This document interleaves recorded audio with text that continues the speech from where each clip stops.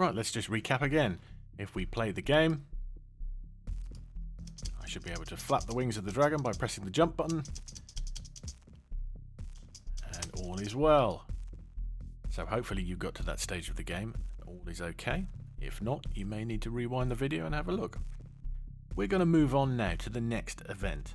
This ominous looking black square we have in the corner here. What's it going to do? Now this is going to be what we call a cloner. And this is going to create another object.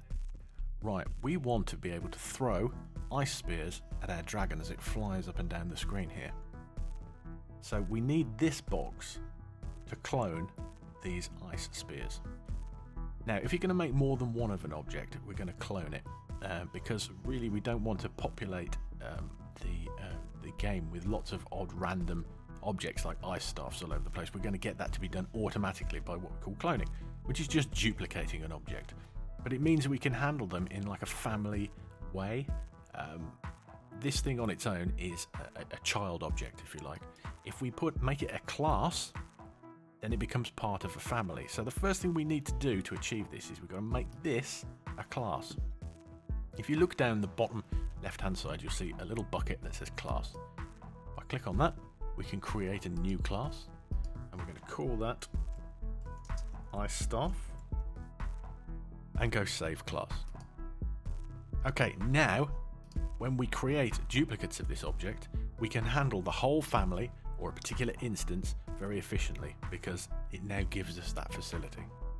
Classes are something that's quite useful within computer programming, and as you learn more about coding, you'll learn how classes can help you really keep track of what you're doing within your computer program. Okay, now we need to turn this box into a cloner. I tell you what, it's going to make life easy if we change the name of that, because it's called a bordered square at the moment, and it doesn't make a lot of sense if we go to read our code back later. So let's go up to the appearance when we've selected it. You see where it says bordered square? We're just going to change the name of that to cloner. We don't have to do this, it just is good practice to label your objects accordingly to what the job they actually do, because it makes things really easy when you come back in 6 months' time and go, what did I do there? It just becomes very obvious. Now we have an ice staff that is a class, and we have a black box that is now called cloner. Now we can make an event to make this all work. Now remember, the black box has already got the behavior of movement. It goes up and it keeps going on forever, and so does our ice staff. It keeps going on forever this way. In computer world, as long as you keep the game running, those will keep on going. So let's create an event. First of all, we need to get that box to come back down again. We want it to go up and down the screen. Okay, so we're going to create a new event here. We're going to call this cloner up down. Okay, and we're going to go when. It's going to be another timed event, so we're going to use system, and we're going to use runtime because it's time we're looking for here. Now we don't want to use every frame this time. We want this to happen over a short period of time, but not so short as a frame. So we're going to go repeat every. Okay, and this can be in seconds. This is in seconds. So we're going to go every 1 second. First of all, we'll confirm that. What do we want it to do? We want the cloner object, which we renamed cloner, so it doesn't say bordered square anywhere. It says cloner. We want that, and we want to affect its movement, which is bullet time. We've given it the bullet time behavior, so you can see we've got that option in here. Affect bullet time. And now we're going to mirror its velocity, which just basically means every second you're going to turn the bullet around, it's going to come back where it came from. Let's have a look at that in action. Hitting done, pressing play. There we go. I don't need to keep the drag. Doesn't matter if the dragon falls off the screen. What we're interested in here is looking at this box. And can you see how it reaches perfectly to the top there? It's not getting all the way to the bottom, so we might need to do a little tweaking on that. Why is that, you see? Right, we're going to just nudge this a little bit further down towards the bottom. Now, rather than try to grab it, it's difficult to do that unless you zoom right in. We can do it by appearance. On dimension, see here where it says dimensions, just the next one along here. This gives us its position, so we can change the y-axis, which is the up-down, and you can just move it ever so slightly like that, yeah? So it's just at the bottom. Now if we replay again, have a look. Okay, so it's at the bottom, but it's not reaching the top. Now what can we do to change that? This is where it becomes a little bit of a balancing act.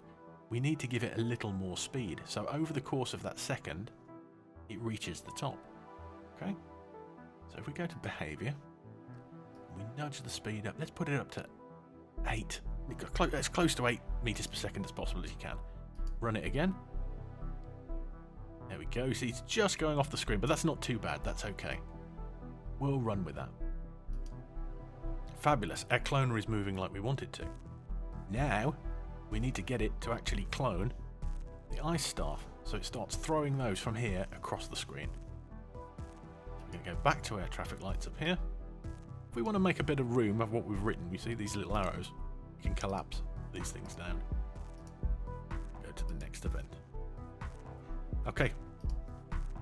This event's going to be called Clone Ice. And this is also going to be a timed event.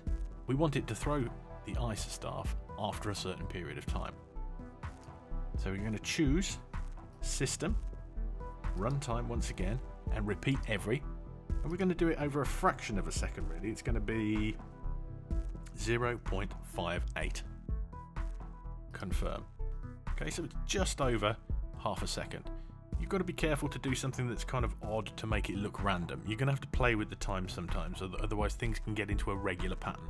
If the box is moving every second and you set it to go every half a second, then the ice sphere is always going to appear in the center of the screen, isn't it?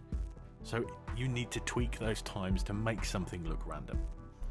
So we've got System, Runtime, repeat every 0.58 seconds. The cloner is going to clone. So you've got Dolly the sheep here. Clone object. Which object is it going to clone? That's right, the ice staff. Fabulous. Now, if we hit done and play the game, we should see ice staffs. Yep. Perfect. Now, hopefully, you have got your game to this stage. And if not, you may need to pause the video and catch up.